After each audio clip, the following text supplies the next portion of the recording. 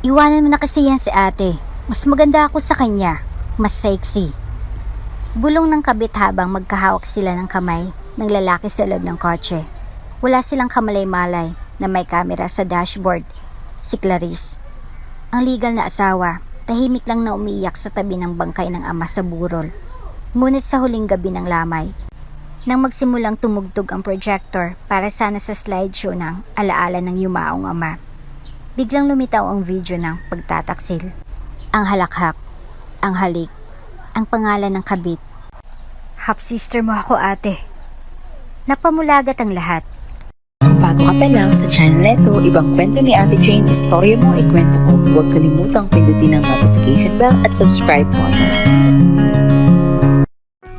Maaliwalas ang umaga sa bahay ni na Clarice at Jonas. Ang eleganting bahay nila sa isang exclusive village sa Quezon City ay tahimik. Malamig ang aircon at amoy brewed coffee. Sa loob ng laundry room, may modernong washer, dryer, at built-in cabinets. Naroon si Clarice, nakaupo, pinipiling maglaban ng ilan sa mga damit ni Jonas gamit ang kamay. Hindi dahil wala silang pambayad ng kasambahay o laundry services, kundi dahil, minsan, sa katahimikan ng ganitong gawain, mas natatahimik ang kanyang isip. Isa pa, housewife na siya ngayon. Isang desisyon na kusang loob niyang pinili matapos iwan ang posisyon sa marketing firm ng kanilang pamilya. Habang pinipiga niya ang isang puting polo shirt ng kanyang asawa, napahinto siya. May kakaibang kulay sa may bandang kwelyo. Hindi ito alikabok, hindi rin ito mancha ng ulam. Ito'y isang makintab at matingkad na lipstick stain. Kulay berry red, na parang sinadyang isuksok ang labi doon. Isa yung kulay na hindi niya ginagamit. Napasinghap si Clarice. Biglang bumigat ang hangin sa loob ng laundry room. Nakatitig siya sa polo. Hawak pa rin, pero para siyang pinipiga. Huling sumagi si isip niya ang gabing iyon. Ilang araw lang ang nakalipas. May emergency sa detailing branch sa Alabang, sabi ni Jonas, habang abalang-abala sa cellphone. Baka madaling araw na ako makauwihan. Tumango siya. Gaya ng palagi, suportado niyang negosyo ng asawa. Mahal niya ito. Ipinagpapasalamat ba nga niya na kahit lalaki ito, magaling mag-manage, masipag, at halatang mahal ang anak nilang si Aiden.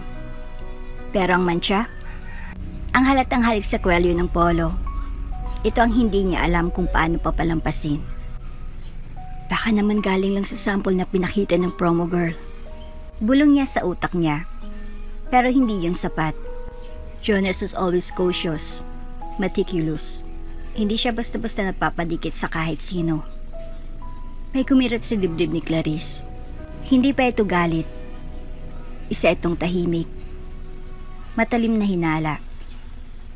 Sa iyong pakiramdam na may alam ang puso niya na ayaw pang aminin ng isip. Inilatag niya ang polo sa ibabaw ng washing machine. Umupo siya saglit. Tinikom ang labi. Pinigilan ang pag-iyak. Hindi niya ginusto maging dramatiko. Sanay siyang matatag. Sa pamilya nila, hindi siya pinalaking mahina. Pero ngayong naranasan niyang harapin ang posibilidad ng pagtataksil. Ang tibay tila niyayelo. Tumundog ang cellphone niya. Si Jonas. Tumatawag. Hindi niya sinagot. Nagring ito ng 2 beses pa, saka tumigil. Tiningnan niya ang screen. At sa maikling sandaling iyon, para siyang tinutusok ng tanong. Ano pa bang hindi ko alam? Pinagpatuloy niyang paglalaba. Pero ngayon, hindi na siya nakangiti. Hindi na siya kalmado. Ang mga kamay niya ay tila ginagabayan ng galit na hindi pa niya kayang tukuyin. Pagkagabi, sa hapunan, masayang kwentuhan ni Jonas habang tinutulungan si Aiden sa homework. Nakikinig si Clarice, tahimik at nagbubuhos ng sabaw sa kanin ng mag-ama. Walang tanong, walang banggit tungkol sa mantsa. Tahimik siyang nanonood. Pero sa likod ng ngiti niya, may apoy ng unti-unting naglalagalab. At sa gabi ring iyon, habang natutulog si Jonas sa tabi niya, niyakap siya nito gaya ng dati. Pero para kay Clarice, ang init ng yakap ay tila yelong nagsimulang tunawin ang kanyang tiwala. Hindi siya sigurado sa lahat, pero sigurado siyang may mali. At ang mansya ng pagdududa ay nagsimula ng kumalat. Maulan ng araw nang dumating si Riva. Kakatapos lang mananghalian ng pamilya ni na Clarice. Isang simpleng lunch ng roasted salmon at salad sa patio ng kanilang bahay. Nasa bahay si Jonas noon, may dalang laptop. Abala sa pag-check ng sales report ng bagong branch. Si Clarice naman ay nag-aalaga kay Aiden. Tahimik, maaliwalas at tila isang laraong perpekto ang pamilya hanggang sa marinig ang tunog ng doorbell. Ma'am Clarice, may babae po sa gate. Ang sabi niya, kapatid ninyo raw po. Wika ni Manang Batchay, ang kasambahay. Napakunot ang noo ni Clarice. Kapatid? Lumapit siya sa gate monitor. Doon niya unang nasilayan muli ang isang mukhang hindi niya inaasahang makikita sa ganoong sitwasyon. Si Riva. Naka-oversized jacket, basa ang buhok, may bitbit na dalawang maleta, at isang tote bag na tila puno ng sapatos.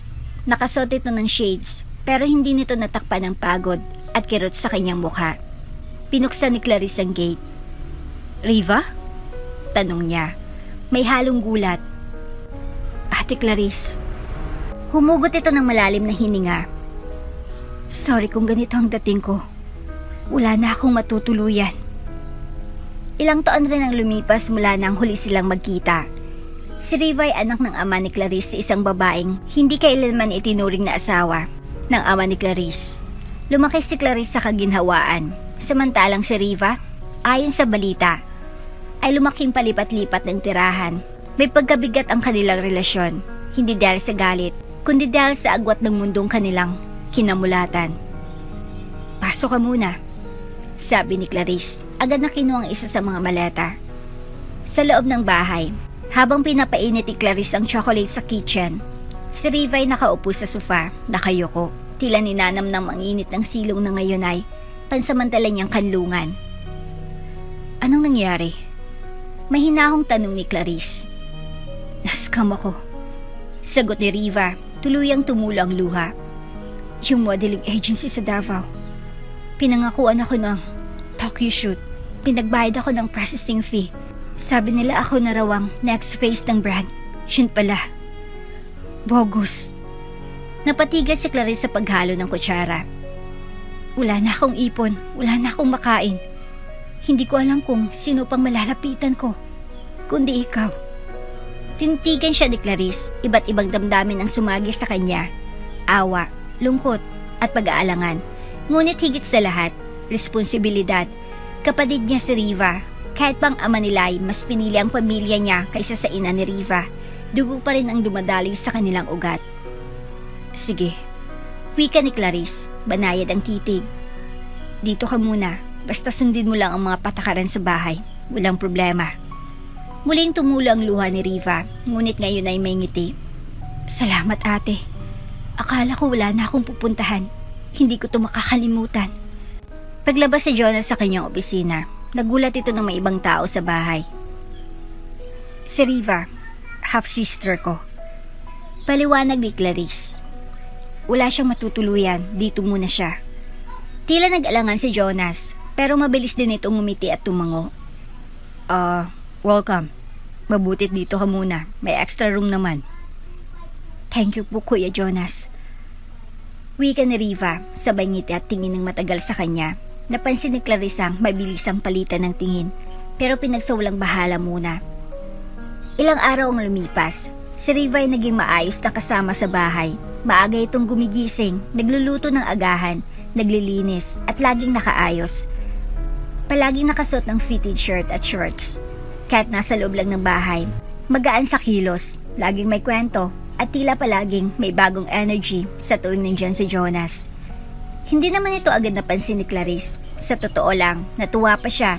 Akala niya magiging mabigat ang presensya ng isang kapatid na ngayon lang halos niya nakasama. Pero si Riva, masayahin, palakaibigan at tila gumagaan ang loob ng lahat sa kanya, lalo na si Jonas. Ang bango ng niluto mong sinigang, Riva. Puri ni Jonas, minsang sabay-sabay silang kumakain. Favorite ko po kasi yan, Kuya Jonas. Sagot ni Riva sabay kindat. Napakunot ang noo ni Clarice ng bahagya, pero muling isinantabi ang agam-agam. Maliit na bagay, siguro nagpapasalamat lang si Riva. Siguro. Pero isang gabi, habang nag-aayos ng bedsheet sa guest room, napansin ni Clarice ang nakasampay na nightwear ni Riva. Isang sheer na pantulog. Halos see-through. Hindi normal, lalo na't kasama nila si Jonas. Tahimik lang si Clarice habang tiniklop ang kumot. Tahimik pero alerto. May pintig sa kanyang dibdib na tila may paparating. At sa mismong gabing iyon, habang si Clarice ay nasa kwarto, narinig niya ang tao ni Riva mula sa kusina. Kasunod ang boses ni Jonas. Ganyan pala ang story ng first shoot mo? Wow, ang galing mo talaga. Hindi lang ako pretty face, Kuya Jonas. Malambing ang sagot ni Riva. Napapikit si Clarice. Pinili niyang huwag lumabas. Hindi pa panahon. Hindi pa siya sigurado. Pero ang kutob sa puso niya ay lalong lumalalim. Maganda ang umaga. Masyadong maganda. Habang nagkakape si Clarice sa veranda, tanaw niya si Riva sa garden. Nakasando. At biker shorts ito. Masikip, hapit, at parang nilikha para ipakita ang bawat korba. May hawak itong garden hose. Dinidiligan ng mga halaman habang kumikembot ang katawan sa saliw ng music mula sa kanyang phone. Sa unang tingin normal lang, pero sa paningin ni Clarice, may kakaibang signal sa bawat galaw ni Riva. Hindi ito bastang nagpapakabait. Parang may audition na nangyayari. Parang may audience. At hindi siya ang tinutukoy. Good morning, ate! Sigaw ni Riva habang kumakaway. Halatang alam na pinapanood siya. Good morning. Tipid na sagot ni Clarice. Pagpasok niya sa loob, naabutan niya si Jonas na bumaba mula sa hagdan. Fresh from the shower. Nakaputing polo, pantalon at amoy cologne. Ang aga mo, Han. Ani Clarice. May site inspection ako sa Marikina branch. Sagot ni Jonas sabay halik sa pisngi niya. Nasa labas si Riva? Tumango si Clarice. Oo, nagdidilig. Napansin niyang bumaba ang tingin ni Jonas sa bintana kung saan tanaw si Riva mula sa sala. Nanatili roon ang tingin ng ilang segundo bago siya muling tumingin kay Clarice. Galing. Galing? Pumintig ang sentido ni Clarice. Tuwing umaga, si Riva ang nagluluto ng agahan. Laging gourmet style. Ang presentation, may garnish, perfect plating, at freshly squeezed juice. Laging may note. Para kay Kuya Jonas, ingat sa biyahe. Kalakip ng maliit na smiley face. Nung una ay nakaala ni Clarice na simpleng utang na loob lang iyon. Pero habang tumatagal, napapansin niyang tuwing si Jonas lang ang nasa paligid. Si Riva ay parang inaayusan para sa cover ng magazine. Isang hapon, dumaan si Jonas sa bahay para kunin ang ilang documents. Nasa trabaho si Clarice sa Zoom meeting. Habang si Riva naman, nasa sala, suot ang isang silk robe na tila hindi pang bahay kundi pang date. Kuya Jonas, gusto mo ng juice? Tanong ni Riva, sabay lapit sa mesa kung saan nakaupo si Jonas, bahagyang yumuko habang inilalapag ang baso. Sa pagyuko, halos lumuwa ang dibdib niya mula sa bukas na bahagi ng robe. Thanks. Sagot ni Jonas, halatang nabigla pero hindi tumanggi. Nakita ito ni Clarice mula sa silid. Nakabukas ang pinto, hindi siya nagsalita, hindi siya lumabas pero sa loob niya may pader na unti-unting bumibitak. Kinagabihan, habang nanonood ng pelikula si Clarice at Jonas sa master's bedroom. Pumasok si Riva walang katok, naka-shirt shorts at spaghetti strap. Kuya Jonas, ate, sorry ha. May Netflix ba kayo sa smart TV sa guest room? Nahirapan akong matulog pag walang sound. Meron, sagot ni Clarice. May remote na sa tabi ng kama. Upper left drawer. Thanks ate. Grabe. Ang sarap talaga ng kama sa guest room niyo. Ang lamig ng aircon, perfect pang cuddle. Sabay kindat kay Jonas bago umalis. Cuddle? Napailing si Clarice nang marinig iyon. Iba na, ibang-iba na. Kinabukasan, bumaba si Clarice para asikasuhin ng brunch nila. Sa kusina, nadatnan niyang si Riva at Jonas ay nagtatawanan. Si Riva ay naglalagay ng whipped cream sa pancake at sinadyang maglagay ng kaunti sa daliri niya. Oops, ang dulas. Sabi ni Riva, sabay dila sa daliri. Sayang to. Tawa si Jonas, pero naputol nang marinig ang yabag ni Clarice. Morning, Han. Riva. Bati niya, mahinahon. Hi ate. Ani Riva, parang walang nangyari. Niluto ko to para sa inyo.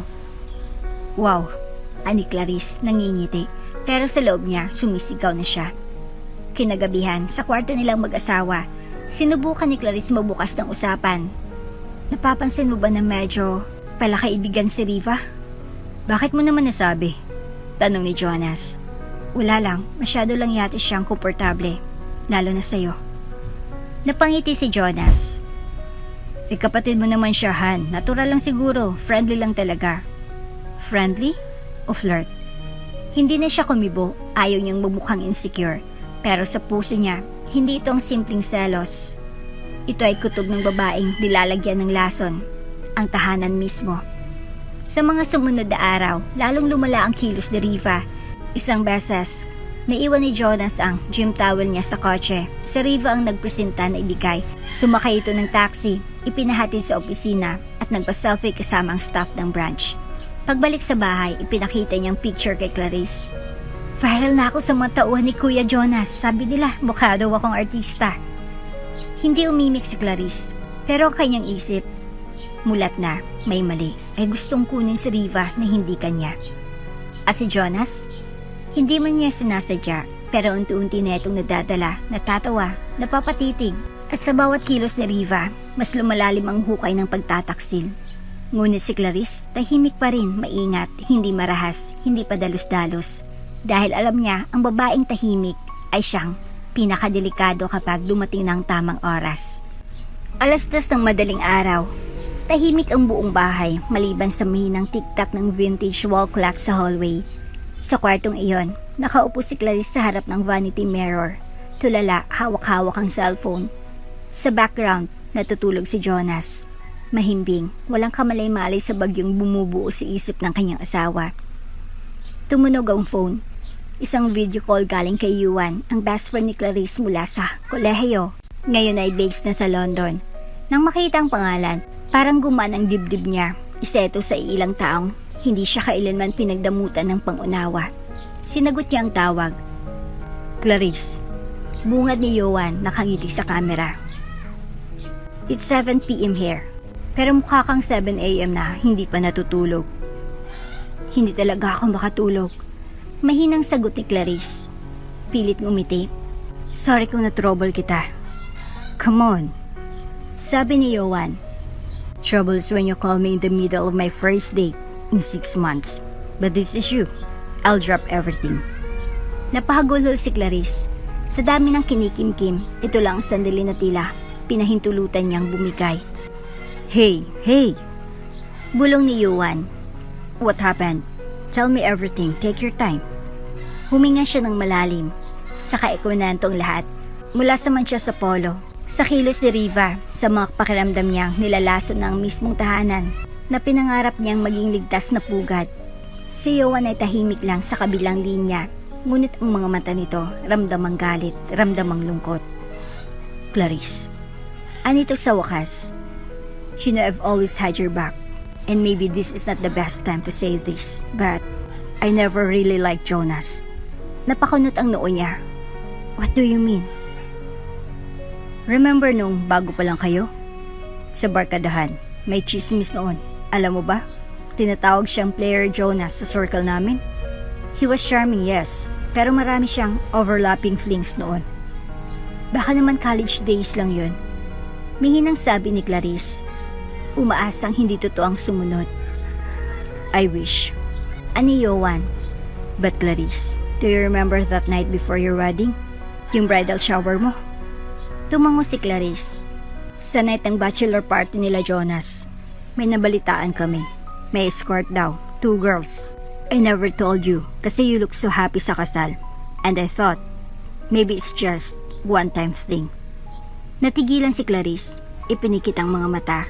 Ang kasal na pinangarap niya, ang puting gown, ang mga bulaklak, ang pagtanggap ng mga magulang ni Jonas sa kanya.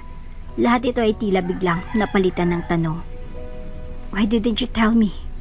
Bulong niya, halos hindi marinig. Because I didn't want to be the one to destroy your fairy tale. Sagot ni Yuan malungkot. Pero ngayon, if this is the same Jonas, If the signs are still there, then I can't let you go through this alone. Hindi pa ako sigurado, Yowan. Umiiyak na wika ni Clarice. Wala akong concrete evidence. Puro kutob lang. Ayoko namang sirain ang pamilya namin sa hinala. Clarice, I know you. Ani, Yowan, you're not the type to jump to conclusions. If your heart says something's wrong, it's because there is. Tahimik si Clarice. Sa gitna ng katahimikan, bumalik sa alaala niya ang mga dating sandali nila ni Jonas noong nililigawan pa lang siya nito, kung paanong sinuyo siya ng mamahaling bulaklak at candlelight dinner, kung paanong ang mga mata nito ay tila laging may pangakong ikaw lang. Ngunit ngayon, ang mga matang iyon ay laging nakatitig kay Riva kapag akala niyang hindi siya nakatingin. Ang sakit, Yowan. Bulong niya. Hindi ko maintindihan kung bakit parang ako pang kailangan mag-ingat samantalang ako ang asawa.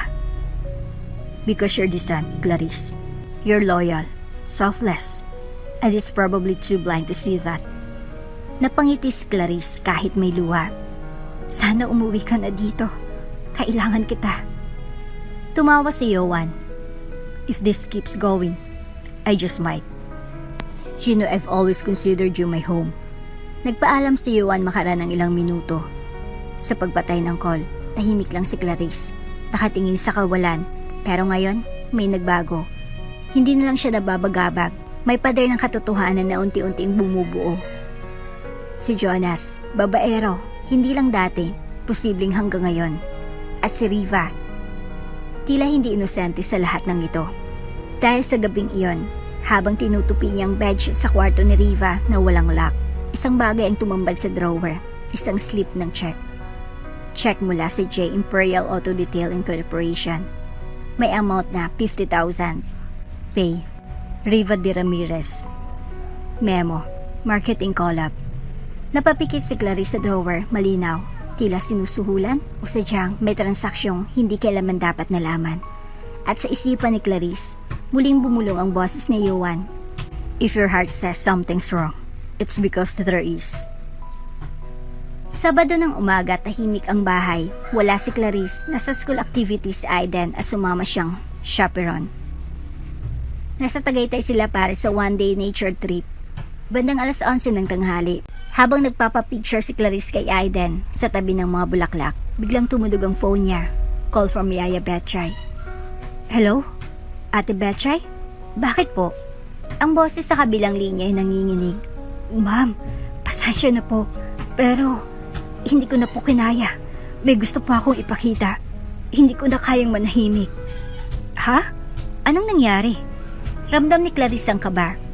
Ma'am, si Sir Jonas po at si Ma'am Riva. Napatigil ang mundo ni Clarice.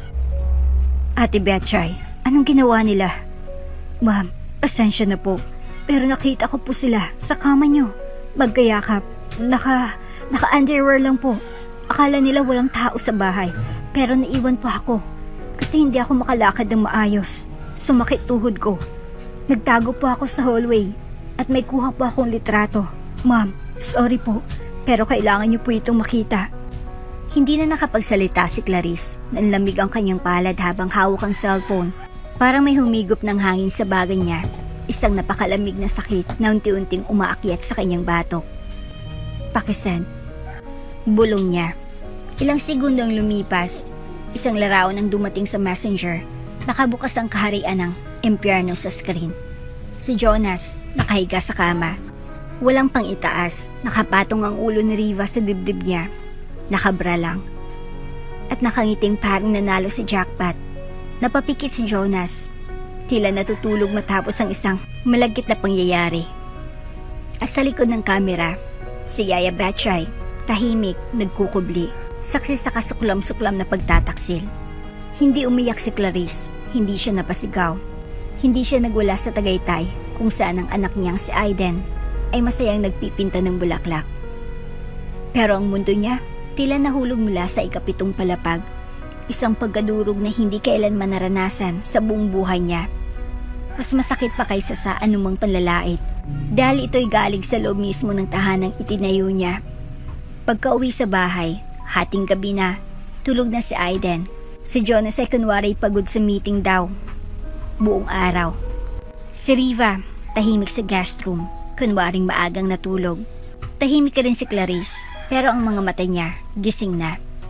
Kinabukasan, normal ang kilos niya. Inihanda ang almusal, tinimplahan ng kape si Jonas, tinawanan ng kwento ni Riva tungkol sa massage spa na plano raw nitong pasukin. Diba ate? Bagay ako sa wellness business? Tanong ni Riva habang nagsusuklay ng buhok sa harap ng salamin sa dining area. Mga men kasi gusto nila ng soft hands. Ani Clarice, habang pinupunasan ng mesa. Oo nga, mukhang gamay mo. Walang bahid ng tensyon ng mukha niya, pero sa loob-loob niya, inisa-isa niya ang plano. Ayaw niyang simpleng kumprontasyon. Hindi niya kailangang makipagsabunutan o sigawan. Hindi siya bababa sa antas nila. Hindi sa oras ng galit siya gagalaw, kundi sa oras ng karampatang kahiyan. Ilang araw pang lumipas, patuloy pa ang pag-arte ni Clarice na tila walang alam. 3 buwan na mula nang makita ni Clarice ang larawang nagbabagsak sa kanyang mundo. Si Jonas at si Riva, pagkasama sa kanilang sariling kama. Ngunit sa kabila ng sakit, pinili niyang magpanggap. Walang kumprontasyon, walang iyakan, walang sabunutan sa halip. Mas pinatibay niya ang kanyang mukha bilang asawa. Isang tahimik, mahinahon, ngunit palihim na nanunubok. Inayos pa rin niya ang bahay. Nagluto ng paboritong ulam ni Jonas, nakipagkwentuhan sa hapag, tumatawa sa biro ng asawa. Si Riva patuloy sa paggayak. Sa pakitang giliw, sa pag-aalaga ko no. Pero si Clarice, hindi na bulag. Sang malinggong lumipas, napansin niyang tila lagi matalmaig si Riva. Madalas nakahiga, madaling mapagod, nawala ng gana sa sinigang. Isang araw, habang naghuhugas si Clarice ng pinggan, nakita niya si Riva sa may veranda, may hawak na crackers at tubig. Nagpapahid ng pawis habang nilalayo ang ilong sa amoy ng tuyo. Tumibok ng mas malakas ang kutob niya. Kinabukasan, sa gitna ng maaliwalas na hapon, nagdesisyon si Clarice, simple, tahimik, hindi galit. Isang usapang kapatid. Kumatok siya sa pintuan ng guest room. Pasok po. May hinang sagot ni Riva mula sa loob. Pumasok si Clarice, dala ang tray ng may ginger tea at crackers. Akala ko baka makatulong to sa pakiramdam mo. Napatingin si Riva. Ay, salamat ate. Ang bait mo talaga. Umupo si Clarice sa tabi ng kama. Tinitigan ng kapatid na tila ba lumiliit sa unti-unting pagbigat ng sariling katawan. May tatanong ako sa'yo. Panimula niya. Napakunot ang noo ni Riva, pero nanatiling mahinahon. Napansin ko kasing ilang lingkuhan ng matamlay. Madalas ang pagsusuka. May pagka-irritable at lately, mas mahigpit sa pagkain. Lumapit si Clarice ng bahagya. Riva, buntis ka ba? Parang binuhusan ng malamig na tubig si Riva. Halata sa ekspresyon niya ang gulat, takot at mabilis na pagtatanggol. Ha? Hindi po ate. Siguro, ano lang yan, stress. Minsan kasi, hindi ako regular sa ganito. Tipid na sagot ni Clarice. Kasi alam mo, kami ni Jonas, nagkaanak kami si Aiden, kaya familiar ako sa mga senyales. Nagtagpo ang mga mata nila, isang titig ng imbestigadora at ng tinutuklas, pero wala pa rin direktang akusasyon. Klarong-klaro, tahimik na tanong ngunit may kalakip na hinala. Ate, siguro nagkataon lang talaga. Nagkaka-anxiety ako eh, sagot ni Riva. Hawak ang tiyan na tila kusa ng pinoprotektahan. Kung gusto mo, samahan kita sa OB, para sure. Baka mas makabuti rin sa baby mo, kung meron man. Natigilan si Riva. Bakit parang pinipilit mong buntis ako? Ngumiti si Clarice. Hindi ko sinasabing pinipilit, sabi ko concern lang ako. Nagbuntong hininga si Riva. Salamat ate, pero wala ito. Lakas lang siguro ng hangin sa tiyan. Tumayo si Clarice, pinulot ang basyong baso ng ginger tea at tumingin muli sa kapatid. Kung sakaling totoo, hindi mo kailangang matakot. Hindi ako basta husga. Wala talaga ate. Madiing ulit ni Riva, pero baka sa mata ang takot na baka mas alam na ni Clarice kaysa sa pinapakita nito. Ngumiti si Clarice. Sige, pero kung may kailangan ka, andito lang ako. Paglabas siya sa kwarto, huminto siya sandali sa hallway. Pumikit siya at sa loob ng katahimikang iyon, alamang tumatama siya sa puso ni Riva. Hindi niya kailangang sumigaw, hindi kailangang magsumbat, hindi kailangang ipangalandakan ang katotohanan. Mas masakit ang tanong kaysa sa pagsigaw ng akusasyon. Mas mabigat ang kalmadong kabaitan kaysa sa galit. At sa bawat hakbang niya, palayo sa pinto ng kwarto ni Riva, lalo niyang nararamdaman na hindi matagalang itatagal ang kasinungalingang ito. Malapit na. Hindi pa ngayon, pero malapit na. Gabing-gabi na. Malamig ang hangin at ang buong bahay ay tahimik. Sa silid ni Clarice, nakahiga siya ngunit gising. Hindi siya makatulog. Mula sa maliit na crack ng bintanang kahoy, tanaw niyang guest room lights. Naka-on pa rin kahit halos hating gabi na. Alam niyang may mangyayaring pag-uusap. At hindi siya nagkamali. Mula sa hallway, dahan-dahan siyang lumabas. Bitbit ang maliit na voice recorder sa bulsa ng robe. Tumapit siya sa likod ng pinto ng veranda kung saan naroon ang ilaw, ang mga aninong gumagalaw at ang dalawang taong hindi niya kailangan pang hulaan. Sa loob, nakaupo si Jonas, hawak ang baso ng alak.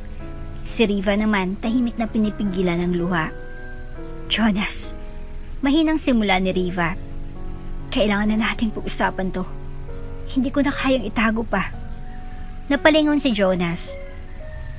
Ano to? Bakit ang seryoso mo? Buntis ako. Diretsong sabi ni Riva. Bagsak ang katahimikan. Tumigil sa pag-inom si Jonas. Tila hindi makagalaw. Anong sinabi mo? Buntis ako, Jonas. Ilang linggo na. At alam mong ikaw ang ama. Umiling si Jonas. Tumayo. Nagsimulang maglakad pabalik-balik. Huwag kang ganyan, sabi ni Riva. Hindi ko to gawa-gawa at lalong hindi ko to nilaan para takutin ka.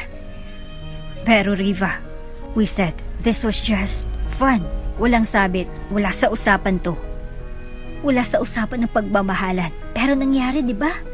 Akala ko may nararamdaman ka rin. Nangingilid ang luha ni Riva. Riva, I'm married. I have a son. I can't. This is not part of the plan. Hindi ako handang maging ama sa anak ng kapatid ng asawa ko. Sa likod ng pintuan, mahigpit na nakapikit si Clarice. Hawak ang recorder, walang luha. Wala na siyang luha. Uminit na sa kanyang katotohanan ng matagal niya nang hinihintay. Na marinig mula sa bibig mismo ng dalawa. Kung ayaw mong panagutan, fine. Sagot ni Riva, nanginginig. Pero huwag mong akalaing kaya ko tong harapin mag-isa. Bakit? Anong balak mo? Tanggalin siya. Bulong ni Riva. Kung ayaw mong panagutan, kung hindi siya welcome sa mundong to, mas mabuti pang hindi ko na ituloy. Napatingin si Jonas. You're bluffing. Try me. Mariing sagot ni Riva. Huwag mo akong itulak sa bangin, Jonas. Kasi kung sasabog ako, isasama kita. Naglakad palapit si Jonas. Wala akong sinabing itakwil mo yan. Pero huwag mo akong i-blackmail gamit ang anak mo.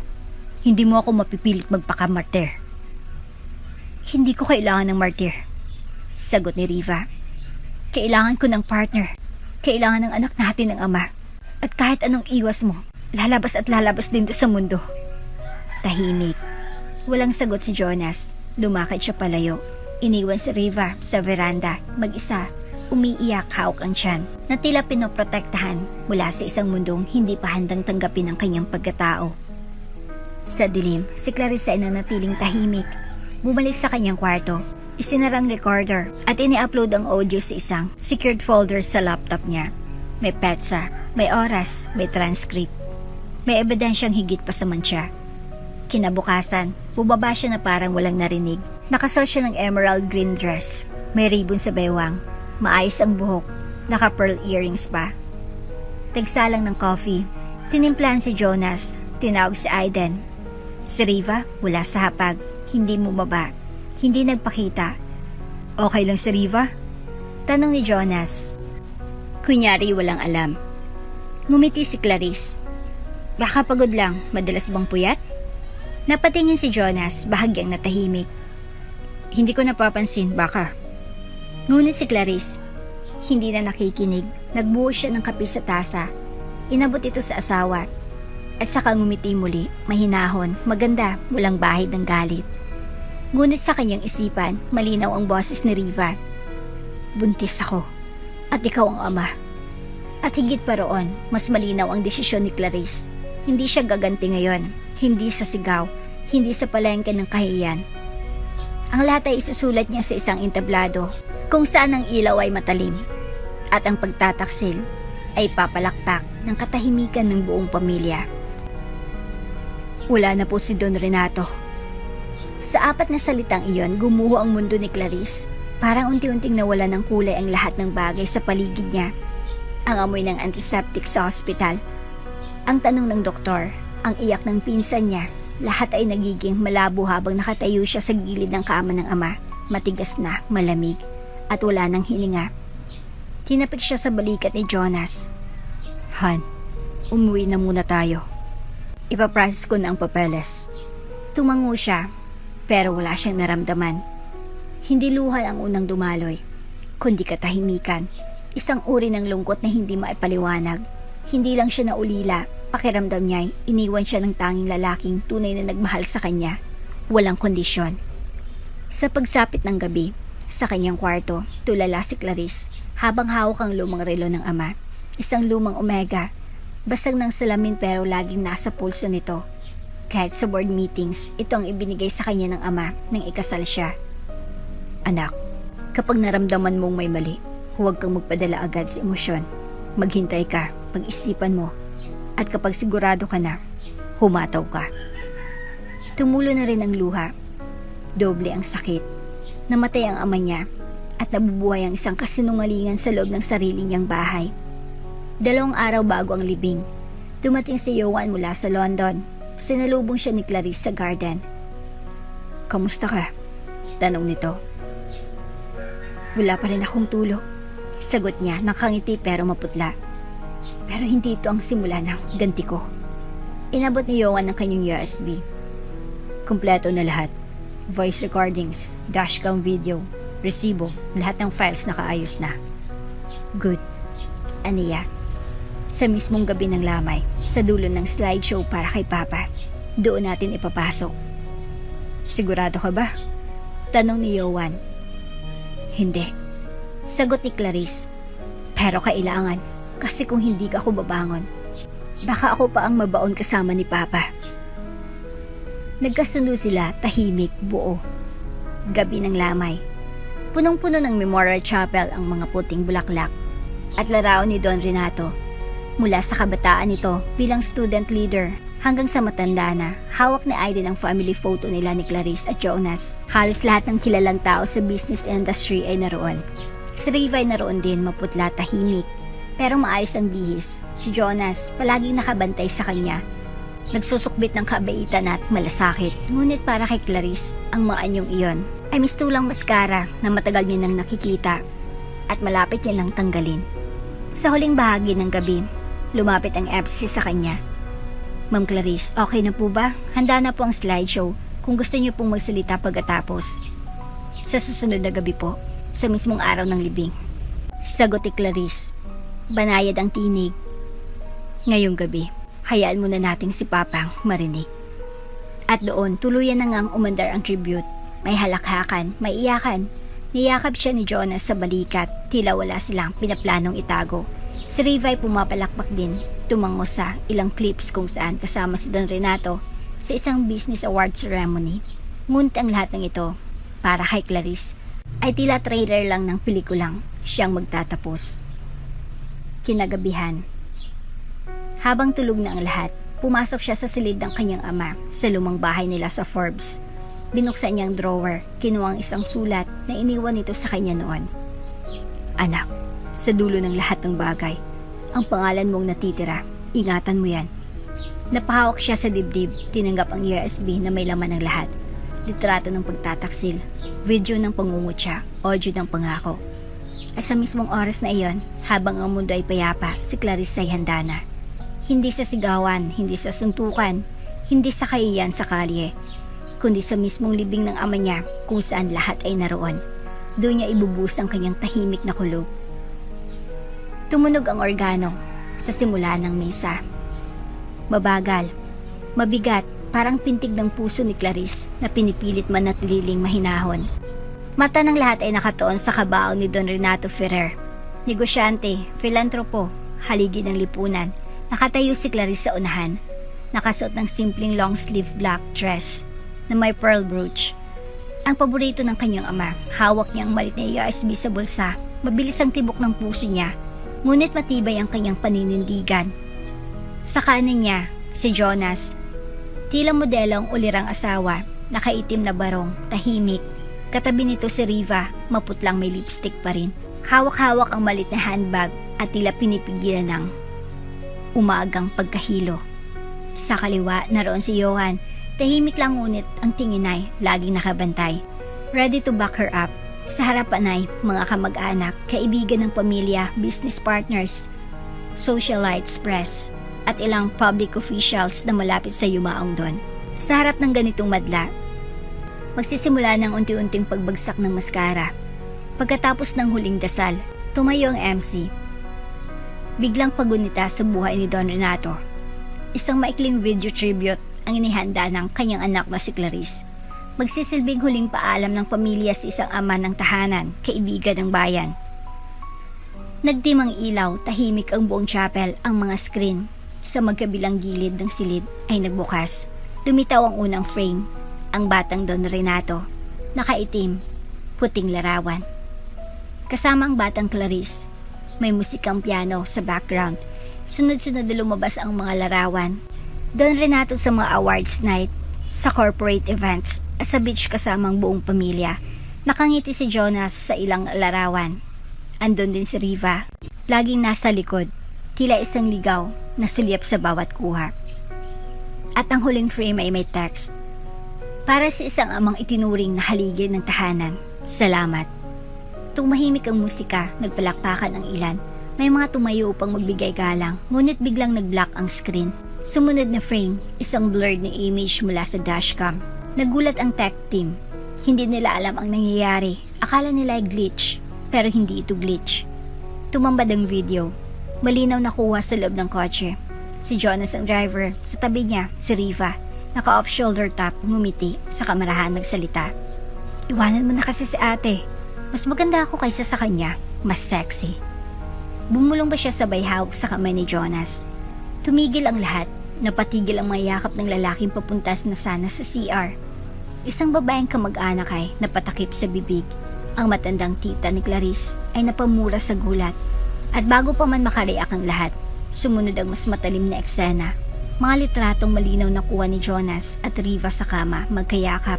Walang saplot sa itaas, natutulog. May halik sa noo, habang ang isa may hawak pang wine glass. Isa, dalawa, tatlo. Boom. Bawat frame ay parang dagok, bawat segundo ay parang pasabog. Isang malalim na katahimikan.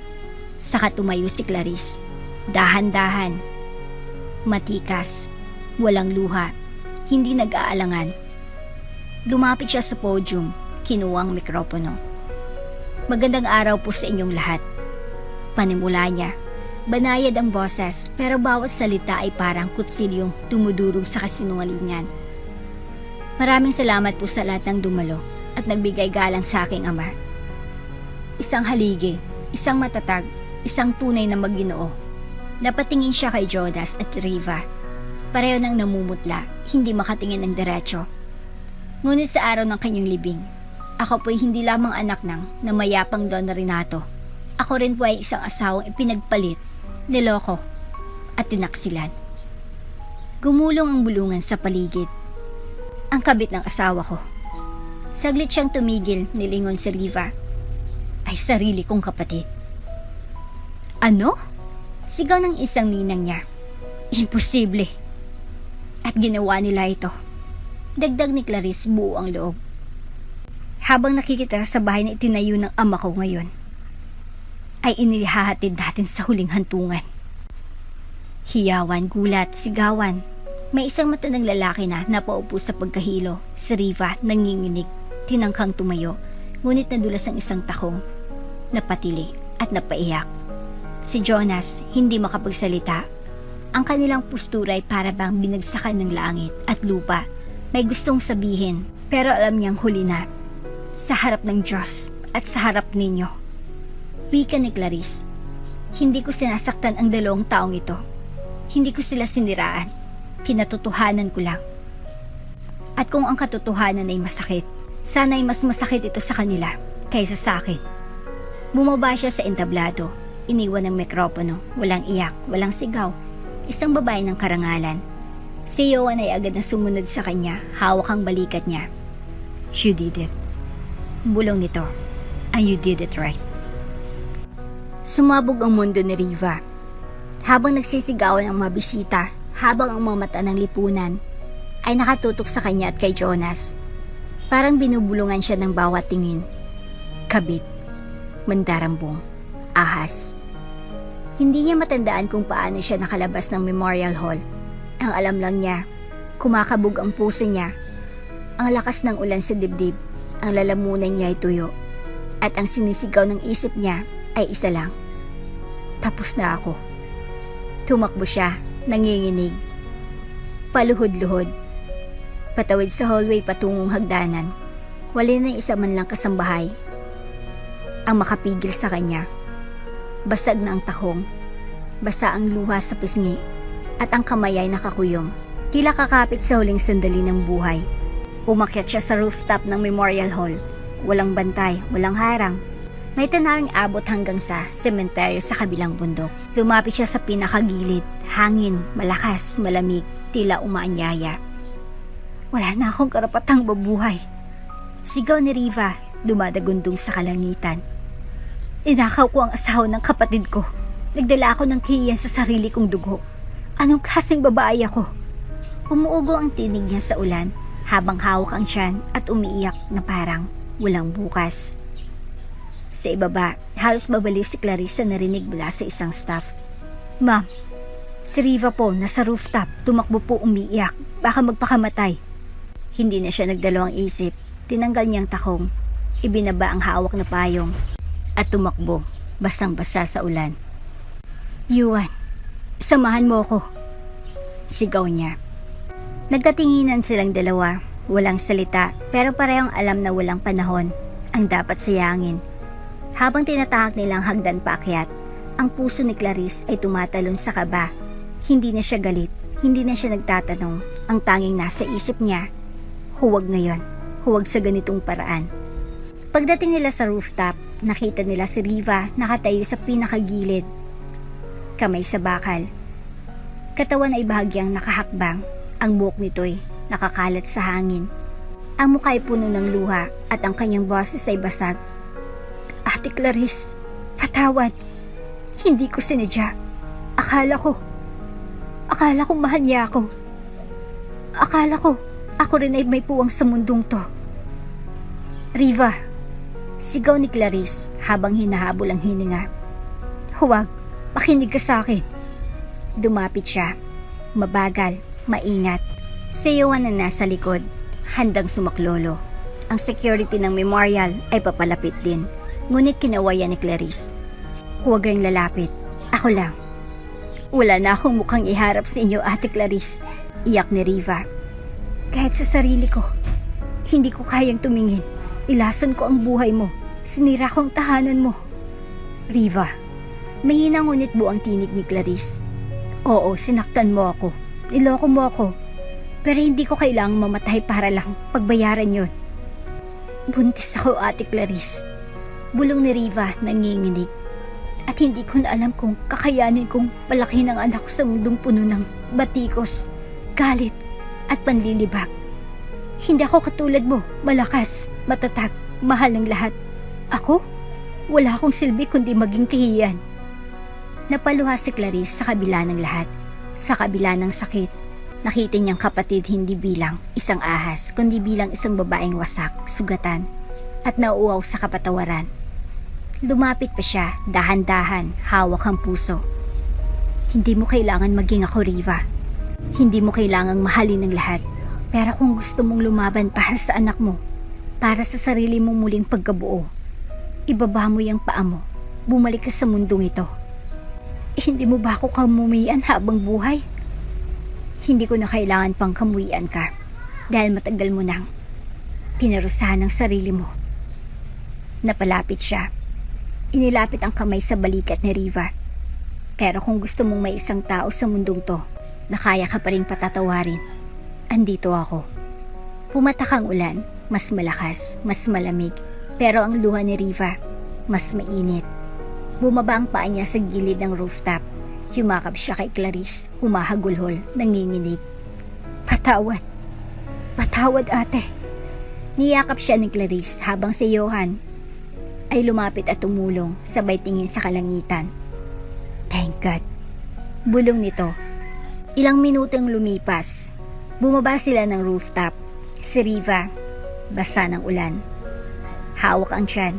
Pinagtakpan ng coat ni Johan. Wala na siyang ginintuan na dangal, pero buhay siya. At sa katahimikan ng Memorial Hall, habang nagsisiuwian ang mga bisita, isang bagay ang natutunan ng lahat. Hindi sa kahiyan natatapos ang kasalanan, kundi sa pag-amin, sa pagbagsak at pagbangon. Si Clarice basang-basa, nakatayo sa tabi ng pintuan. Tinanaw si Jonas mula sa malayo, tahimik, mag-isa, at walang lakas ng loob na lumapit. Ngunit, hindi na siyang iniwan, siya nang nang-iwan. Sa likod ng lahat ng unos, si Clarice ay hindi lang basta babae. Siyang bagyong pinili ng Diyos para linisin ang lahat ng dumi sa kanyang paligid. 3 buwan ang lumipas mula nung araw ng libing. 3 buwan ng pananahimik, tahimik na paghilom, at unti-unting paghubad ng bigat mula sa puso ni Clarice. Maraming nagtangkang kumontak sa kanya, media, kaibigan, ilang kamag-anak, pero nanatili siyang tahimik. Lumipat siya pansamantala sa isang beach house sa Batangas, na minana pa niya mula sa kanyang ina, isang lugar na malayo sa lahat ng tanong, bulong at mata. Tuwing umaga, kasama niya si Aiden na ngayon ay mas madalas na ngumiti, mas magaan ang loob at mas kampanting nakakatulog sa gabi. Sa isang pagkakataon habang inaayos niyang uniforme nito para sa bagong eskwela, biglang yumakap ang bata sa kanya. Mommy, thank you po kasi kahit masakit yung nangyari, hindi mo ako iniwan. Muntik nang mapaiyak si Clarice. Ngunit sa halip, niyakap niya si Aiden ng mahigpit at bumulong. Ikaw ang dahilan kung bakit ako lumaban, anak. At ngayon, tayo na magsisimulang muli. Sa Maynila, sa isang pribadong law firm sa Makati, nakaupo si Clarice sa conference room. Kaharap ang abogado niya. Nasa harap niya ang annulment papers. Mahabang dokumento, detalyado, legal. Ngunit sa paningin niya, ito ay higit pa sa papel. Itong dokumentong magpapalaya sa kanya sa isang masalimuot na kasinungalingan. Handa na po ba kayo, Ma'am Clarice? Tanong ng abogado. Tahimik siyang tumango, kinuha ang ballpen. Hindi nanginginig ang kamay niya, hindi siya umiiyak, hindi siya nagdadalawang isip. Sa isang perma, tila natanggal sa kanyang tanikala ng pag-aasawa na unti-unting naging bilangguan. Pagkatapos ay inaabot ng abogado ang kopya. Isusumiti po ito sa korte. Ang proseso ay tuloy-tuloy na. Legal na kayong malaya sa isa't isa pagkatapos ng desisyon ng korte. Si Jonas sa kabilang banda ay hindi pa nakabangon muli. Hindi siya umattend sa pirmahan. Wala siyang ginawa kundi ang magpaabot ng I understand sa pamamagitan ng abogado niya. Hindi rin siya nagtangkang makipagkita kay Clarice. Sa ngayon, kasama niya si Riva sa inuupahang condominium. Malapit na itong mga anak. At ang buong paligid nila ay punong-puno ng tensyon, lungkot, at kapalit ng isang desisyong ginawa sa pagitan ng kasinungalingan at katawan. Ano na to ngayon, Jonas? Tanong ni Riva minsang gabi habang hinihimas ang tiyan. Hindi siya sinagot. Nakatingin lang si Jonas sa labas ng bintana. Kahit ano pang gawin niya, wala na siyang babalikan. Bumalik si Clarice sa Manila pagkatapos ng ilang linggo. Nakatanggap siya ng sulat mula sa eskwelahan ni Aiden. May recognition day. Honor student ito. Nagkaroon ng award na Most Resilient Learner. Tumayo siya sa entablado kasabay ni Aiden habang ibinibigay ang medalya. Mommy, ikaw ang gusto kong makasama sa stage kasi ikaw ang bayani ko. Pagkatapos ng programa, sa harap ng maraming magulang, lumapit ang guro sa kanya. Ma'am Clarice, napakabait po ng anak ninyo. Halata pong lumaki siya sa matatag na ina. Gumiti siya. Maraming salamat. Hindi man ako naging perpekto bilang asawa, pero sisiguraduhin kong magiging mabuting ina ako, araw-araw. Sa bahay, kinagabihan, habang nakatingin sa lumang wedding photo nila ni Jonas, nilagay niya ito sa kahon, nilagay niya rin ang singsing na matagal nang hindi niya sinusuot. Isa-isang isinara ang lahat ng simbolo ng nakaraan, ngunit bago niya isara ang kahon, kinuha niyang isang Polaroid. Larawan nilang mag-ina, si Aiden nakayakap sa kanyang bewang habang nasa tabing dagat. Iyon ang kanyang bagong simula, hindi na asawa, hindi na biktima, kundi isang babae na piniling umalis, bitbit ang dignidad. Nang sumapit ang huling araw ng filing ng annulment response, dumating ang huling mensahe ni Jonas sa kanyang email. Clarice, hindi ko na hihingin pa ang pagbabalik mo. Hindi ko rin hihingin ang tawad mo, pero sana isang araw, malaman mong hindi ko minahal si Riva, kundi sinaktan lang kita sa panahong hindi ko maintindihan ang sarili ko. Sana lumaya ka. Hindi lang sa papel, kundi sa bigat na ako mismong nagbuhat sa'yo. Binasa ito ni Clarice. Tumahimik. Hindi siya sumagot. Hindi niya kailangan. Dahil sa mismong araw na iyon, habang sinasara niyang kahon ng mga alaala, tumunog ang doorbell. Pagbukas ng pinto, si Yowan. Bitbit ang paborito niyang puting lilis. At ngiti na tila nagsasabing, pwede ka nang magmahal muli kung kailan mo gusto. Isang maaliwalas na umaga sa Tagaytay, banayad ang simoy ng hangin. At ang hamog sa veranda ay parang pahinang bagong sulat, walang bakas ng sakit, puno ng panibagong simula. Doon nakaupo si Clarice, may hawak na tasa ng tsaa habang pinagmamasdan si Aiden na tumatakbo sa garden. Nilalaro ang bagong alagang aso na si Yuki. Sa tabi niya, nakaupo si Yuan. Suot ang simpleng polo, may dalang pandesal at bagong luto niyang omelette. Okay ba ang breakfast ng self-proclaimed future chef mo? Biro ni Yuan habang ibinibigay ang pinggan. Masarap. Sagot ni Clarice, nginitian siya. Pero mas masarap pa rin ako magluto.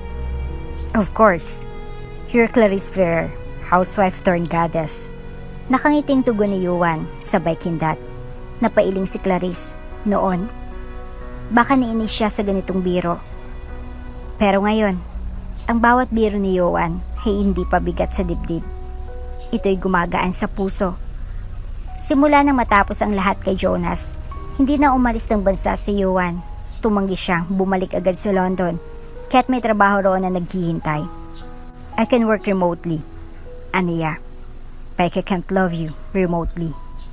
Hindi siya nagmadali, hindi siya nangulit. Sa halip, araw-araw niyang ipinapaalala kay Clarice na may lalaking marunong maghintay, hindi humihingi ng kapalit. Isang beses, habang naglalakad sila sa paligid ng taniman ng bulaklak malapit sa bahay. Bakit mo pa ako pinili? Tanong ni Clarice, seryoso ang tono. Biyak ang puso ko, baka hindi na ito buo para sa iyo. Huminto si Yowan, tumingin sa kanya. Hindi ko kailangan ng buo. Kasi hindi ko intensyong angkinin yan. Ang gusto ko lang ay makasama ka sa bawat hakbang mo habang pinipili mong buuin ang sarili mo. Napatingin si Clarice sa kanya, tahimik, walang salita. Pero sa loob niya, may napunit. Hindi dahil sa sakit, kundi dahil sa matagal nang saradong bahagi ng puso niya. Unti-unti nang bumubukas muli. Araw-araw, may dalang bulaklak si Yowan. Hindi lang rosas, minsan sunflower, minsan wildflowers na pinitas lang niya sa gilid ng daan. Kahit anong klaseng bulaklak, aniya.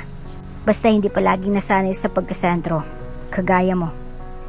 Tinawanan ito ni Clarice, pero sa tuwing tatanggap siya ng bulaklak, nararamdaman niya na minamahal siyang hindi binibigla, hindi hinahamon, kundi pinapalaya. Si Aiden, unti-unting lumalapit kay Yowan.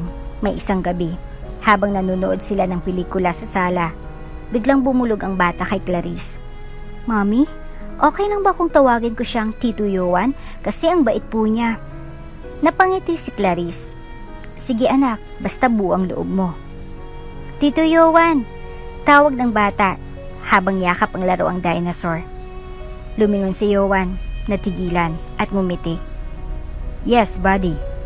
Huwag mo pong iiwan si Mami ha. Hindi agad nakasagot si Yoan, pero sa halip, tumayo siya, lumuhod sa harap ng bata at saka marahang nagsalita. Hindi ko iiwan ang Mami mo, kahit kailan. At hindi lang yon. Kung papayag ka, ikaw rin. Hindi ko iiwan.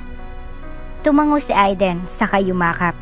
Tahimik na sandali, pero kompleto, buo, walang kulang. Sa sumunod na linggo, habang nagkakape sila sa veranda, may bitbit na envelope si Yoan. Ano yan? Tanong ni Clarice. Flight ticket ko. Supposedly, pabalik ng London. Tinitingnan ko lang siya ngayon. Hindi na bilang paalis ako, kundi paalala na pinili kong manatili dahil di ko gustong magsimula ng bago. Tumingin si Clarice sa kanya, walang biro sa mga mata ni Yoan, wala ring pressure. Wala ring hinihintay na oo, nandun lang siya. At sa sandaling iyon, tumayo si Clarice, lumapit, at marahang inabot ang kamay ni Yoan. Salamat, Yoan. Para saan? Para sa pagstay, sa pag-unawa, sa pagtanggap, at sa paniniwala na kahit basag ang puso ng isang tao, karapat-dapat pa rin siyang mahalin ng buo. Ngumiti si Yoan. Kaya kong mahalin kahit ang pinakapirasong parte ng puso mo. Kasi ang mahal ko ay ikaw. Sa gabing iyon, habang pinagmamasdan ni Clarice ang buwan sa terrace, tumampi ang hangin sa kanyang mukha, walang bigat, walang kirot. Alam niyang hindi agad mabubura ang mga alaala, may mga gabi pa ring babalikan ng isip niya ang mga luha, panloloko, at sakit. Pero ngayong gabi, wala na si Jonas sa loob ng puso niya. Nandun na si Yoan, tahimik, hindi sinisingil. Hindi humihingi ng kabayaran, kundi nakahandang sumabay sa bawat hakbang ng kanyang paghilom. Isang liham lang ang natanggap ni Clarice pagkagising niya sa kanyang kaarawan. Wear something white. I'll pick you up at 5 p.m. Just trust me. Yoan. Napatigil siya sa pagbabasa. Simula nang magbukas siya ng bagong pag-ibig. Naging tapat si Yoan sa pangakong hindi siya pagmamadaliin. Pero ngayong araw, may kung anong kakaibang siglang bumalot sa kanya. May halong kaba, may halong kasabikan, na para bang ang hangin ay may dalang sikreto. Pagsapit ng alas 5, dumating si Yoan, nakasuot na ang navy blue suit. May dalang maliit na bouquet ng white peonies. You look. Natigilan nito nang masilayan si Clarice sa suot nitong off-shoulder na puting dress. Simple pero elegante.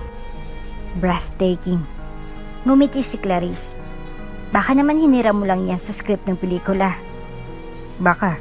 Sabay kindat ni Yoan. Pero kahit ilang script pa ang basahin ko, ikaw lang ang bida. Sa kotse, hindi sinabi ni Yoan kung saan sila pupunta. Hinayaan lang niyang patugtugin ang instrumental version ng paborito nilang love song, 1,000 Years. Habang tinatahak nila ang daan papatungong pier, wala silang imikan, ngunit ang kamay ni Clarice ay mahigpit na nakaangkla sa kamay ni Yoan. Pagdating sa dulo ng pier, isang maliit ngunit eleganting yacht ang naghihintay. May mga fairy lights sa railings at sa loob may isang mesa para sa dalawa. May wine, candlelight at klaseng jazz na umalinggaw-ngaw sa himig ng alon. Clarice na pahawak sa dibdib. Yoan, ito ba ang sinasabi mong dinner? I told you, it's your night. Aniya, inilahad ang kamay. Let's sail. Habang unti-unting umaandar ang yacht sa baybayin ng Maynila Bay, sinilayan nilang takip silim. Ang langit ay nagkulay kahel at bughaw. Ang mga ilaw sa lungsod ay nagsimulang kumutitap. At sa gitna ng lahat ng iyon, si Clarice ay tila sinasabayan ng mundong sa kanyang bagong yugto. Ang ganda, bulong niya. Hindi kasing ganda ng babae na sa harap ko ngayon. Sagot ni Yoan habang inabot ang baso ng wine. Umiling si Clarice, ngunit hindi niya mapigilan ang matamis ng ngiti. Hindi ito yung klaseng kilig na bulag.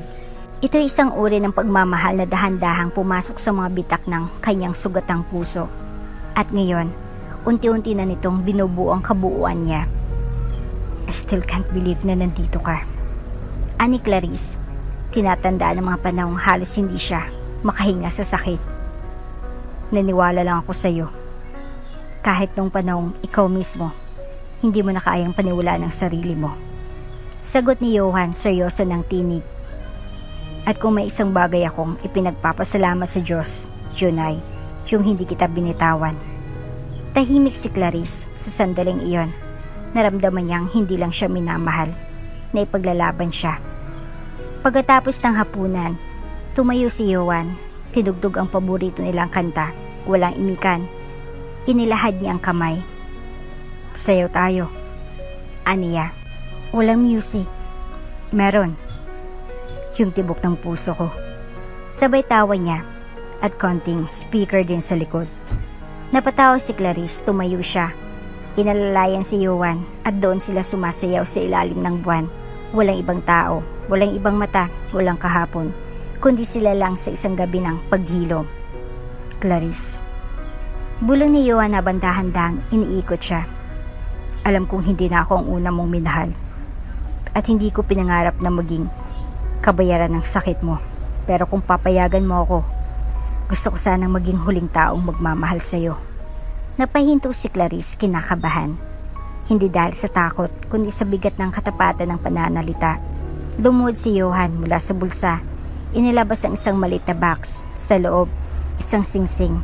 Hindi mala diamond, hindi mamahalin, pero gawa sa gold band na may ugit. Hindi kita iiwan. Clarice Ferrer. Nagsimulang manginig ang tinig ni Johan. Will you let me to love you for the rest of our lives? Tumulang luha ni Clarice. Hindi ito luha ng kalungkutan. Ito ang luha ng isang babaeng ilang ulit ng iniwan, sinaktan at binigo. Ngunit ngayong gabi, minahal ang buo. Yes, bulong niya. Halos hindi marinig, pero buong buo. Yes, Johan. 1,000 times. Yes. Tumayo si Johan. Isinuksok ang singsing sa daliri niya at hinalikan siya sa noo, pagkatapos sa pisngi. At sa dulo, isang banayad na halik sa kanyang labi. Wala sa libog, wala sa pagmamadali, kundi isang halik ng pangako. Habang bumabalik ang yacht sa pier, nakasandal si Clarice sa balikat ni Johan. Sa wakas, aniya, hindi na ako naglalakad mag-isa sa dilim at hindi na ako aalis sa tabi mo. Sagot ni Johan. Sa kalangitan, kumikislap ang mga bituin. Sa ibaba, lumulutang isang bagong pag-ibig. At sa puso ni Clarice, tahimik ang lahat. Hindi na siya nasasaktan, hindi na siya nangangamba. Dahil sa wakas, minahal na rin siya sa paraang matagal niya nang pinananalangin. Isang buwan matapos ang alon ng halik at mga akong binitawan sa ilalim ng bituin, muling umalingaw-ngawang I do sa isang garden wedding sa Tanay Rizal, kung saan nagsalubong ang kulay ng langit at ang mga bulaklak na putit kahel sa altar. Si Clarice, suot ang minimalist na wedding gown, ay hindi na ang parehong babaeng iniwan sa dilim. Sa bawat hakbang niya papunta kay Johan sa altar, dala-dala niyang lahat ng pinagdaanan, pero hindi na ito mabigat. Sa halip, ito na ang naging pundasyon ng matibay na oo, nabibigkasin niya. Si Johan nakasuot ng simpleng beige suit at hindi makatingin ng matagal kay Clarice. Hindi dahil sa kaba, kundi dahil baka maiyak siya sa sobrang ligaya. Clarice Ferrer, ikaw na ngayon ang tahanan ko. Bulong niya habang inilalagay ang singsing.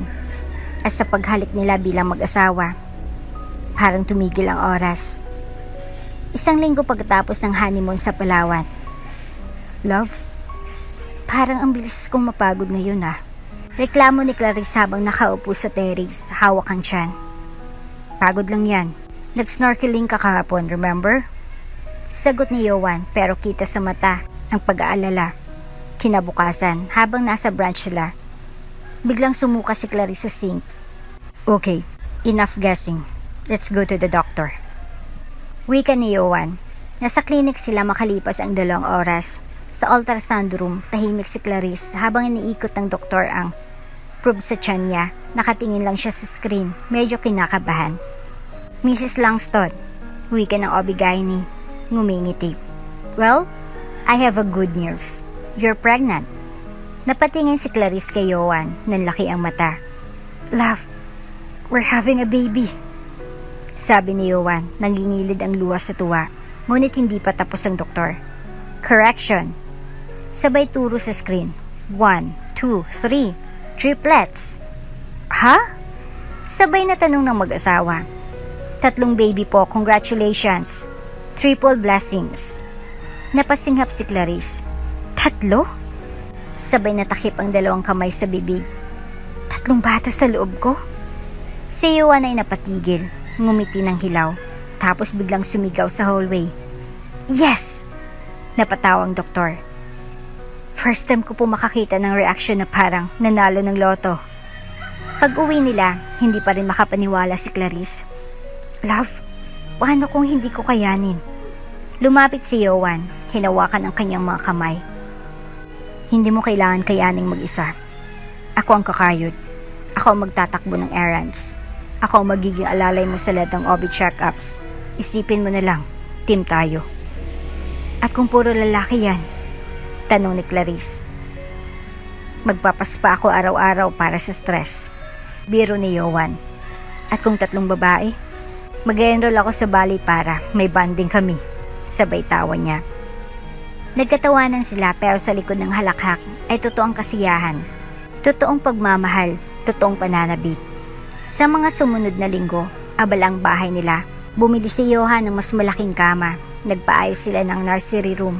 May 3 crib na may pangalan sa gilid, Hope, Faith at Joy. Wala pa silang mukha, may pangalan na. Biro ni Clarice. Sila na ang araw-araw na paalala na kaya nating buuin ang nasirang mundo mo dati. Sagot ni Yuan habang inaayos ang wall decal ng Hello World. Dumating ang mga kaibigan at kamag-anak para bumisita. Si Aiden masayang masaya. Finally! Magkakaroon na ako ng mga kapatid! Sigaw nito habang nagpapakita ng drawing niyang 4 silang magkakayakap. Isang gabi, habang pinapatulog ni Clarice si Aiden, nagtanong ito. Mommy?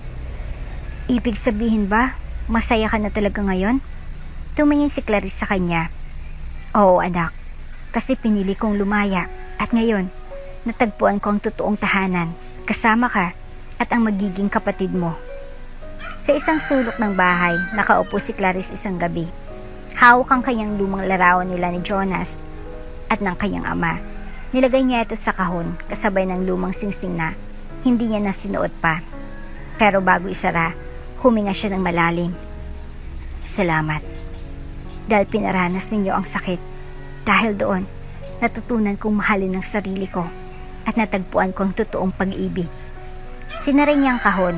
Nilingon si Johan na nasa kusina at abalang nagbabalot ang diapers sa gift basket para sa baby shower. Love, tawag niya. Yup. Gusto ko ng lechon kawali bukas. Aniya ang umiti. Triplets nang nasa tiyan mo, magiging quadruplets yan. Sa tabakong, hindi kita pipigilan. Sagot ni Yuan sabay tawa. Pero kahit na may biruan, pareho nilang alam. Ito ang bagong kabanata. Hindi na puno ng luha, hindi na puno ng sakit, kundi 3 himalang buo ang puso at tahanang itinayo sa pagmamahal. Sa isang maliit na klinik sa loob ng subdivision, nakaupo si Riva. Hawak ang anak na natutulog sa kanyang dibdib. Magaan ang mukha niya ngayon, kahit wala ng makeup, kahit may eye bags, kahit gulup ang buhok. May bago sa kanyang mga mata, hindi luha, hindi takot, kundi pag-amin at pagtanggap. Sa labas ng klinik, nakatayo si Jonas. Bitbit ang 2 bag ng diaper at gatas. Mahal, okay na yung reseta. Kukunin ko na rin yung gamot sa kabilang butika. Aniya, tahimik ang tinig. Tumango si Riva. Salamat. At saka, salamat na hindi mo ako iniwan. Hindi ngumiti si Jonas, pero sa unang pagkakataon, hindi na siya nakatingin sa labas para sa sagot. Tumingin siya kay Riva, hindi bilang pagkakamali, kundi bilang responsibilidad na sa wakas ay tinanggap niya. Simula ngayon, kontento na ako sa kung anong meron tayo.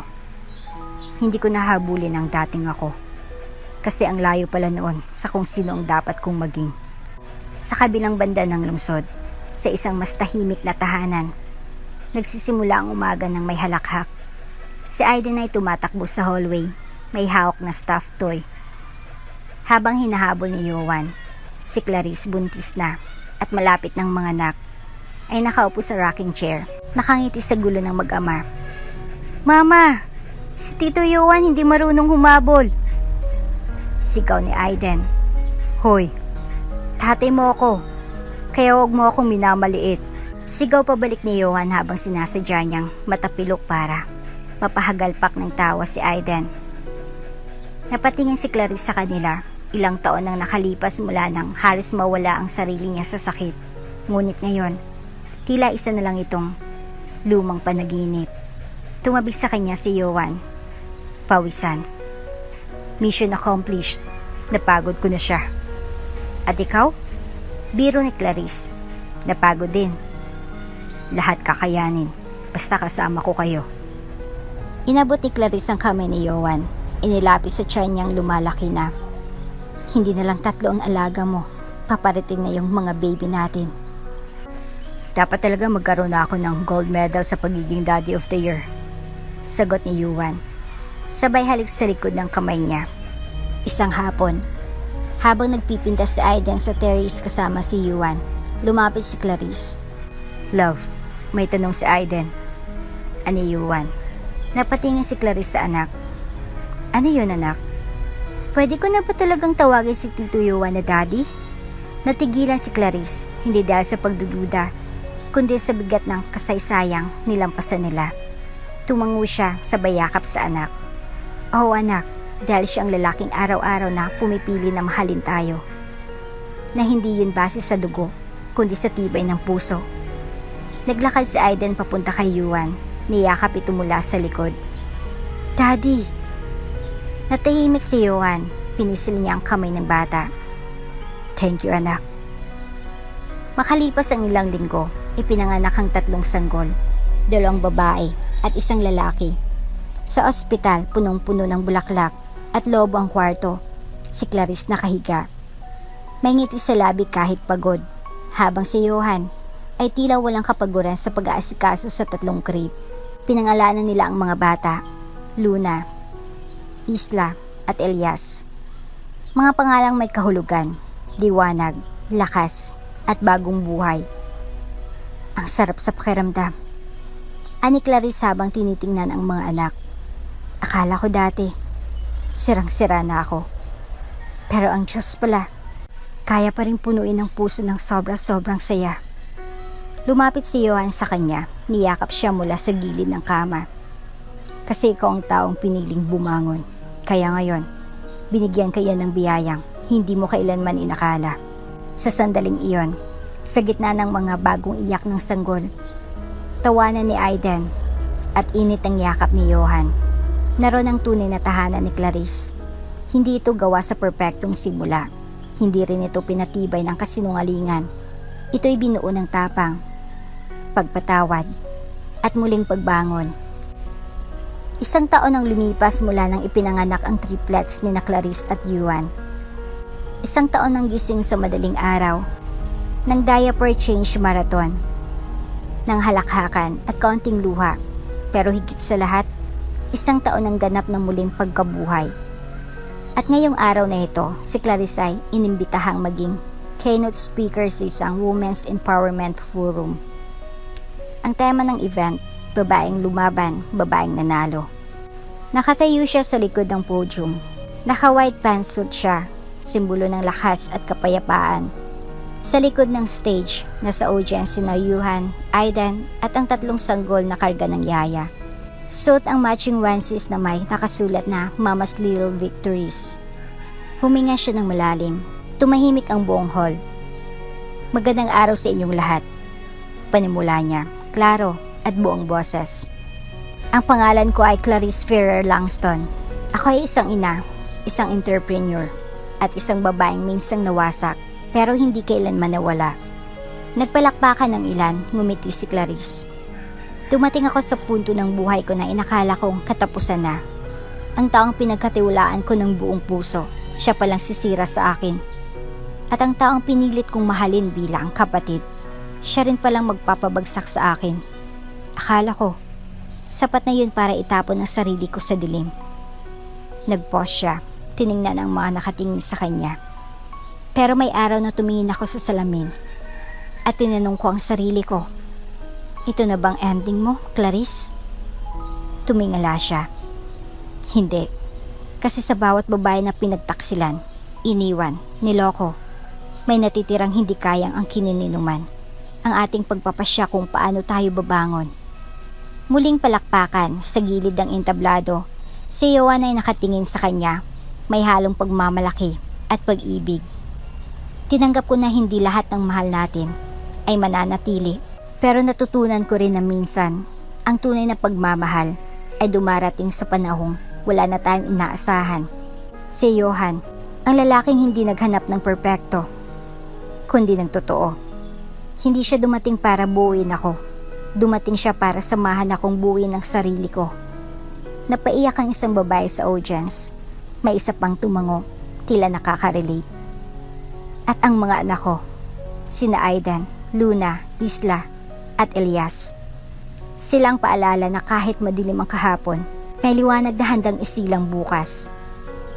Tumingin siya kay Aidan sa unahan. Ang anak ko ang unang nagsabing, "Mommy, thank you po. Kasi kahit masakit ang nangyari, hindi mo ako iniwan." At mula noon, sinumpaan kong hindi ko rin iiwan ang sarili ko. Tumigil muli siya, ngumiti. Ngunit baka sa boses ang bigat ng paglalakbay na nadaanan niya. Kaya itong mensahe ko para sa inyo. Kapag nasira ang taong minahal mo, hindi mo kailangang gumanti. Hindi mo kailangang maging mapait. Piliin mong bumangon. Piliin mong maging mas mabuti. At piliin mong magmahal muli. Dahil sa dulo, hindi pagkakanulong mananalo, kundi katatagan, dangal, at isang mas magandang bukas. Nagpalakpakan ng buong audience. Mas malakas ngayon. May mga lumapit sa entablado para magpa-picture. May mga lumapit para yumakap. At sa gitna ng lahat, dumaan si Johan. May dalang bouquet ng yellow tulips. Yumakap siya sa harap ni Clarice at bumulong. Ikaw ang babaeng hindi lang minahal, kundi hinangaan. Niyakap siya ni Clarice. Sa bahay nila kinagabihan, magkakasama silang kumakain ng dinner. May roast chicken, mashed potato, at banana cake na si Aidan mismong gumawa.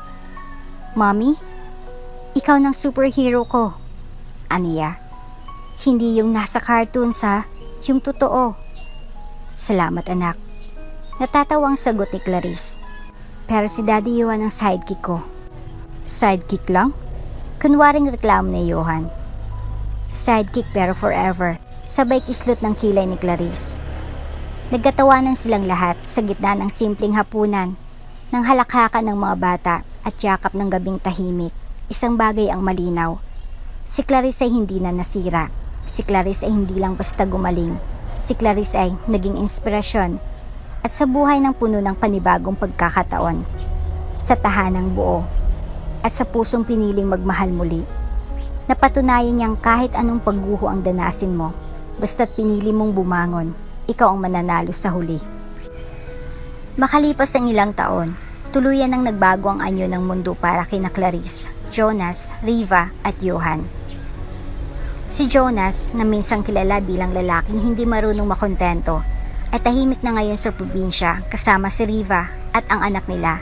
Pinili niyang lumayo sa mga mata ng publiko, hindi upang tumakas, kundi upang ayusin ang buhay niya na siya mismong gumuho. Nagpatuloy siya sa pamamahala ng isang malit na car service business. Hindi kasing laki ng dati niyang kumpanya, pero sapat upang maitaguyod ang pamilya. Tahimik ang pamumuhay, pero puno ng pagsisikap. Wala na siyang hinahabol, wala na siyang kinukumpara, at higit sa lahat, tinanggap niya na ang mga pagkukulang niya at araw-araw, pinupunan iyon sa pagiging ama at asawa. "Hindi ko na mababawi ang nakaraan," wika niya minsang tinanong ng isang kaibigan. "Pero kaya kong ayusin ang bawat araw na darating, kasama ng pamilyang natuturing magpatawad sa akin." Si Riva, sa kanyang panig, ay lumambot. Hindi na siyang mapagkompetensyang babae ng nakaraan. Tinanggap niya ang tunay na halaga ay hindi nasusukat sa atensyon ng iba, kundi sa kung paano ka natuto mula sa pagkakamali. Naging masayang ina si Riva, hindi perpekto pero totoo.